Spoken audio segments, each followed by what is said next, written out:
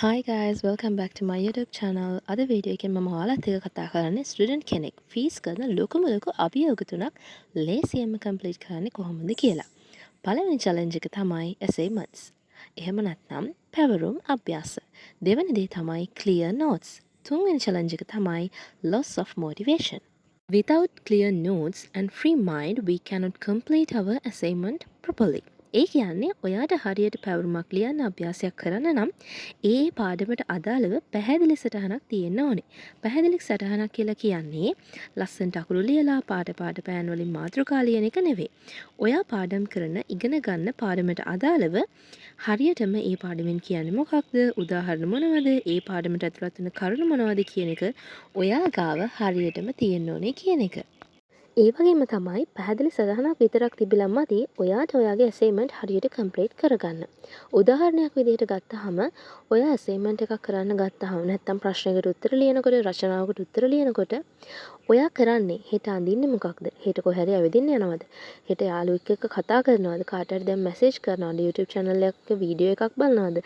මේක ඉවරුනහම මොකද කරන්නේ වගේ දේවල් මතක් කරන එක නම් ඔයාට ඔයාගේ වැඩේ හරියට කරගන්න බැරි වෙනවා. ඉතින් අනිවාර්යයෙන්ම ඔයාගේ ෆ්‍රී මයින්ඩ් එකත් ඔයාගේ මේ ඇසයින්මන්ට් එකක් ලියන වෙලාවක ඔයාගේ පාඩම් කරන වෙලාවට වැදගත් වෙනවා. ඒ නිසා ඔයා මුලින්ම කරන්න ඕනේ ඔයාගේ මනස නිදහස් කරගෙන බාහිර දේවල් හිතන එක නවත්තන එක. මුලදී මේක ටිකක් අමාරු දෙයක් වෙන්න පුළුවන්. හැබැයි ඔයාට පුළුවන් මේක පොඩි බලපෑමක් ඔයා වෙනුවෙන්ම ඔයාගේ මනසට කරන්න. එහෙම කරලා ඔයාට ඔයාව පාලනය කරගෙන හරියට ෆෝකස් එකක් ඇතුව ඔයාගේ වැඩ ටික ඔයාගේ ප්‍රශ්න වලට උත්තර ඔයාගේ අසයින්මන්ට් එක හරියට කරගන්න පුළුවන්. ඇසයින්මන්ට් එකක් ලියනවා නම් මේ ස්ටෙප්ස් ටික ඔයා කරාට පස්සේ ඔයාට පුළුවන් ස්ට්‍රක්චර් එකක් හදාගන්න. ප්‍රශ්නය හොඳින් අවබෝධ කරගන්න. ප්‍රශ්නය ගැන ගවේෂණය කරන්න. ලෙක්චර්ස් වලදී එහෙම නැත්නම් ඔයාට ක්ලාස් එකේදී ඉස්කෝලේදී උගන්වපු කරුණු විතරක් නෙවෙයි. ඔයත් ඔයාගේ අදහස ලියලා වෙනම කෙටි සටහනක් එහෙම නැත්නම් දල සටහනක් හදාගන්න. මේ විදිහට කරුණු එකතු කරලා ඔයාට ගැළපෙන දල සටහන හදාගත්තට පස්සේ ඔයාට පුළුවන් ඔයාගේ අසයින්මන්ට් එක කොටස් කිහිපයකට බෙදන්න. ඒ කියන්නේ කොටස් 4කට හරි 5කට හරි අසයින්මන්ට් එක බෙදනවා. අපිට පුළුවන් මුල් කොටසෙන් හැඳින්වීමක් කරන්න, ඊට පස්සේ මේක ගැන ඉතිහාස කතාවක් කරන්න, ඊට පස්සේ ඇත්තටම මේ ප්‍රශ්නෙන් අදහස් කරන කරුණු, මේ ප්‍රශ්නෙන් කියවන කරුණු මොනවද ලියන්න, ඊට පස්සේ අවසානයේට අපිට ලියන්න පුළුවන් වාසි සහ අවාසි, එහෙම නැත්නම් වෙනස් කරන්න තියෙන දේවල්, අපිට ගන්න තියෙන දේවල් වගේ.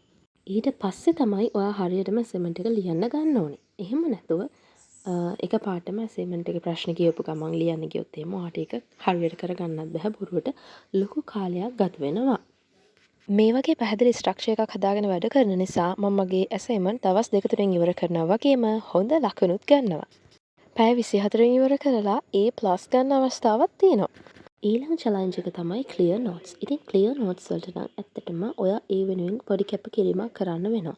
මොකද ඔයාගේ notes ටික ඔයා එක එක කොළවල එක එක පොත්වල එක එක දවසට වෙන වෙන තැන්වල ලියන්න ගත්තොත් නම් ඔයාට මේ වැඩේ හරියට කරගන්න බැරි වෙනවා. ඔයා කොළවල ලියන්නේ කොළවල පැහැදිලිව ඔයා ඒ කියලා දෙන කරුණු විතරක් නෙවෙයි. ඔයාට පුළුවන් කරුණු හොයලා වෙනම ලියන්න. ඔයාගේ කොලේත් කොටස් 2කට හෝ කොටස් 3කට බෙදලා කරන්න.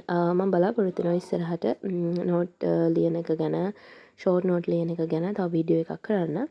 ඉතින් මගේ ෂෝට් නෝට් වීඩියෝ එක බලන්න නැත්නම් බලන්න. මොකද ඒකෙන් ලොකු අයිඩියා එකක් ගන්න පුළුවන්. ඊළඟට අපි ෆේස් කරන අවසාන අභියෝගය තමයි loss of motivation. අපිට කිසිම motivation එකක් මේ නැති එක මේ දේවල් කරන්න. ඉතින් without motivation ඇත්තටම අපිට මේ කිසිම වැඩක් හරියට කරගන්න බෑ. ඔයාට motivation එකක් ඕන නම් මම ඔයාලට මුලින්ම කියනවා ඉස්සෙල්ලාම ඔයාගේ study place එක.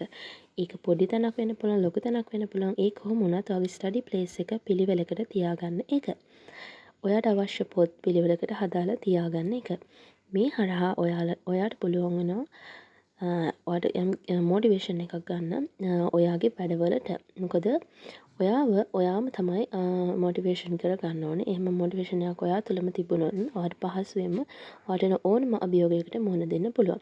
ඔයා පාඩම් කරන තැන පිළිවෙල නම්, ඔයා වැඩ කරන තැන කිසිම පිළිවෙලක් නැත්නම්, ඔයාගේ පොත්පත් තියලා තියෙන පිළිවෙලක් නැත්නම් ඇත්තටම ඔයාට අසයින්මන්ට්ස් කරන්න එහෙම නැත්නම් එක්සෑම් වලට මුහුණ දෙන්න අපහසු වෙනවා. මම කියන්නේ නැහැ එතන ගොඩක් හොඳට ලස්සනට තින්ත ගාලා ලස්සන ඩෙස්ක් තියලා පුටු තියලා එහෙම වෙන්න ඕනේ කියලා. එහෙම එකක් නෙවෙයි තියෙන්නේ. එතන ඔයාට ප්‍රියමනාප විදිහට ඔයා වැඩ කරන ඒරියා එක ලස්සනට තියාගන්න. වැඩ කරන ඒරියා එක, ඔයාගේ ලැප්ටොප් එක, ඒකේ පිළිවෙලට හදාගන්න. මේ දේවල් හරහා ඔයාට ඔයාගේ වැඩවලට ලොකු උදව්වක් වෙනවා.